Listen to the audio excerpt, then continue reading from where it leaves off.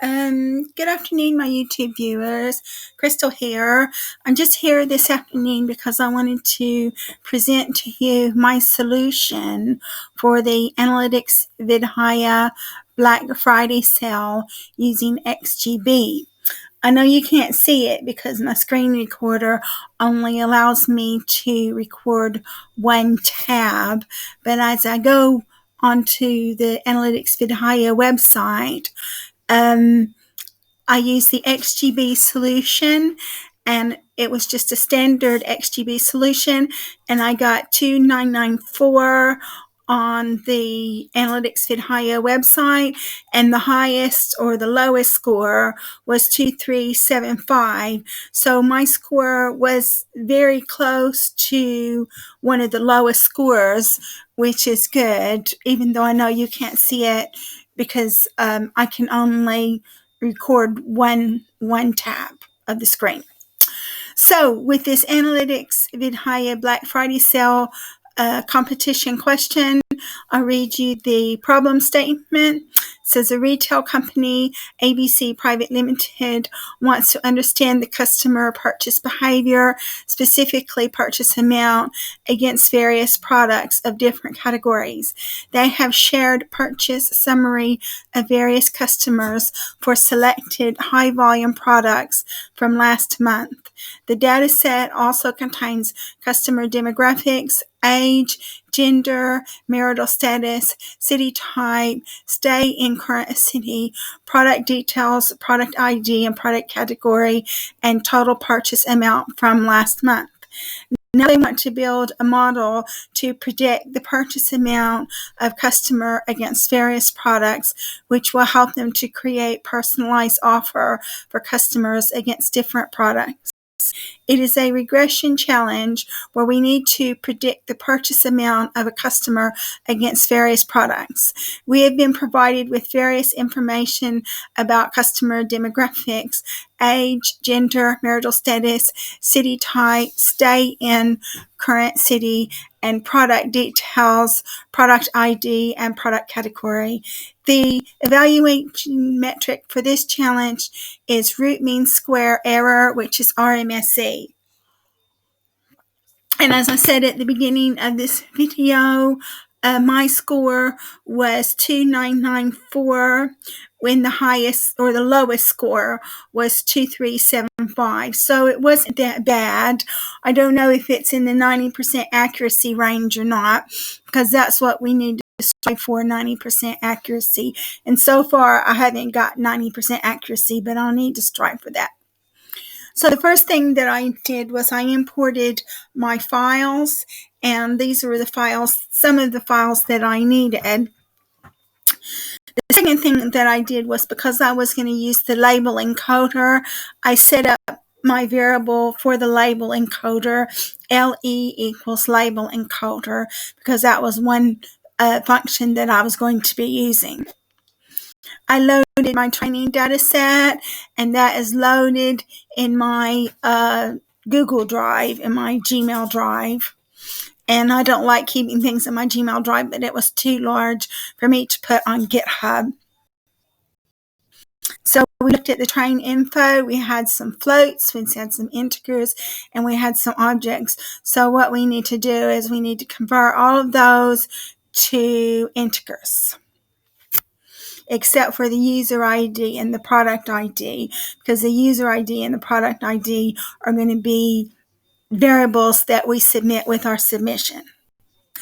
The next thing we did was we looked at a description of the train file, and you can see the description of that. You want to see the shape of the train file. It was like 500,000 rows with 12 columns. We looked at the test data set, and it's the same layout except for the fact that it didn't have a purchase column, because your purchase column is your target. We looked at the test info, and you can see that the test file is the same layout as the train file, except for there's no purchase column. We did a description of the test file, and you can see a description here. We loaded the sample submission, so you can see this is the sample submission, and that's what Analytics VidHire wanted to see when we submitted our values to them. Now what we're going to do is we're going to do a graphical representation of the file, of the train file relay. So we did a heat map of we did a heat map of the train file, and to see how all of the different variables fall in line with the purchase, because your purchase is your Y variable and the other variables comprised your X. Your purchase is your target. We did a violin chart on city category versus purchase and the marital status. And we checked to see if there were any null characters in the train file, and you had null characters in product category 2 and product category 3. We checked to see if there were any null characters in the test file, and you had null characters in product category 2 and product category 3. So what we had to do is we had to replace our null values with mode, because these product categories are anonymized categories, and so there's a lot of them. So I just replaced them with mode, and the mode was like the most common category. After we replaced the null values, we wanted to check and see if there were any other null values, and no, there were not any other null values. The next thing that we wanted to do is we wanted to pre-process the data, because everything needs to be converted to an integer if it can be converted to an integer. And the reason why that is because that's what the computer wants to see. So we had to convert product category 2 and product category 3 to integers because they were floats in the data. The next thing we did was we did a group by on the purchase. So on the purchase, there were 18,104 purchase categories. And this tells you that. Well, actually 18,105 purchase categories, because in Python it starts at 0. So we did a plot of the purchase on the train file, and you can see a graphical representation of most of the purchases, which were between 5,000 and 10,000. And then you had some outliers as well. So we checked our male and female, and you can see that there were more males than females, and that is represented by the chart, that there were approximately close to 3 times more males than females. And so what we had to do is we had to use the label encoder to convert the male and females to numeric values. So 0 was the female and 1 was the male. And then we checked the age, and the age was grouped. And then what we had to do was we did put it on a chart, and you can see that the highest percentage of the group was the age 26 to 35. And we had to put that in a label encoder because it was an object, it wasn't a digit. And we put it in a label encoder, and you found out we had 7 groups of ages. Next thing we did was we checked the occupation, and these occupations were digits. And so we didn't do anything with that because it was already an integer, but I put it on a violin chart, and you can see where the largest occupations were, but I don't know what the occupation was because they didn't say, it was just a digit. And then we also had a city category, and that was A, B, and C. We put it on a graph, and you can see that B was the largest city category.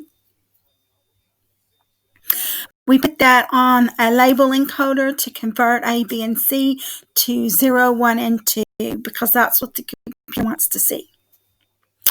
The next thing we did was we did a group by for stay in the city years. So you had 0, 1, 2, 3, and 4 plus. And because you had 4 plus, we put it on a chart, and the majority of the people responded as to 1 year. And since there was a string in that answer being 4 plus, we had to put it on the label encoder. And when we put it on the label encoder, you'll see the plus was taken off. It's converted to an integer. The next thing we had the marital status. The 0, I'm assuming, is not married, and 1 was married. And you notice they had more people who were not married than they were married. But we put that on a graph so you can see that not married people were about 1/3 more than married people. So project category 1, we just put that on a group, but we didn't do anything with information because that information is anonymized, so I don't know what the information means. We put it on a violin chart so you can see that where most of the product categories fell into. Product category 2, that's also now an integer. We didn't do anything with that information because it's anonymized, but I put it on a violin chart, and you can see where most of the product categories fell into. Product category 3, again, it wasn't converted to an integer. That information is anonymized, so I don't know what the information means, but put it on a violin chart, and you can see that most of the product categories fell within the 16 range. When we completed our data preparation, we wanted to look at the train file to make sure that everything was where it was supposed to be, and you can see that everything except for the user ID and the product ID were now integers, and that's what the computer wants to see. The computer wants to see integers. We check train info. You'll see that user ID is an integer, product ID is an object, and everything else are integers. So now what we have to do is we have to split our data into a train and a test set. So the first thing we do is we set our features. Our features are gender, age, occupation, city category, stay in current city years, marital status, product category 1, product category 2, and product category 3. Your target is target equals train purchase values.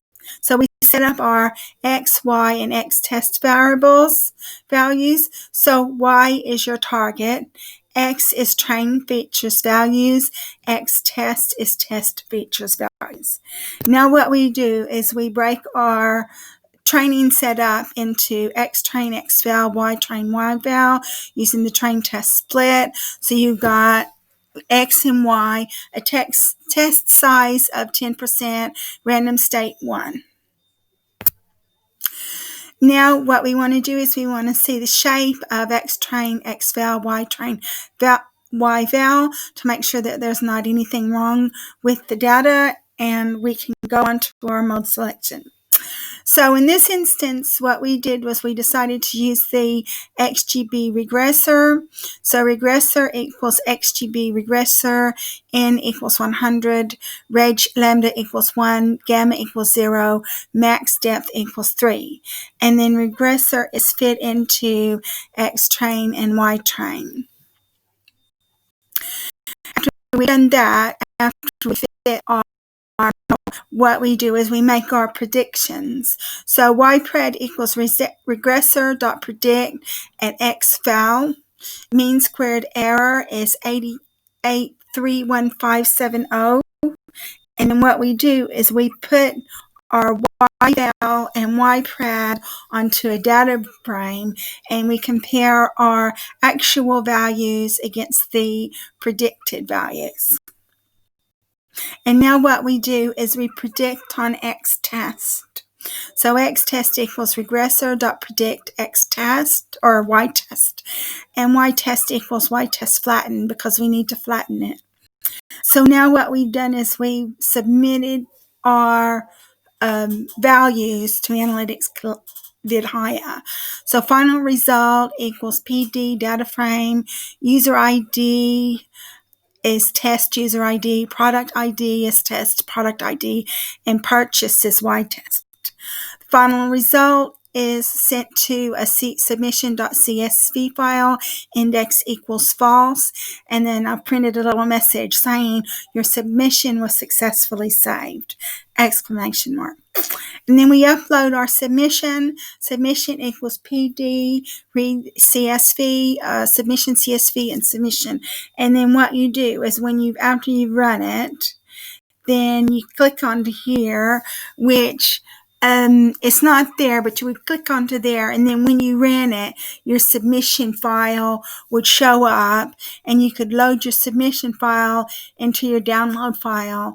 You could go into the Analytics VidHire website, and you could submit it, and then you into the solution checker, and then you can decide whether or not you wanted to submit your file. What I did was I submitted this into the solution checker, and then I actually submitted the program with it. So the solution and the program is with it, but I haven't actually formally submitted it to the competition because my results are not high enough. And because my results are not high enough, I'm just thinking, well, I'm not going to win, so why bother? And that's what I did. I will say that when I was working on this, I encountered a problem. And the reason why is because I stripped the P off of the product ID.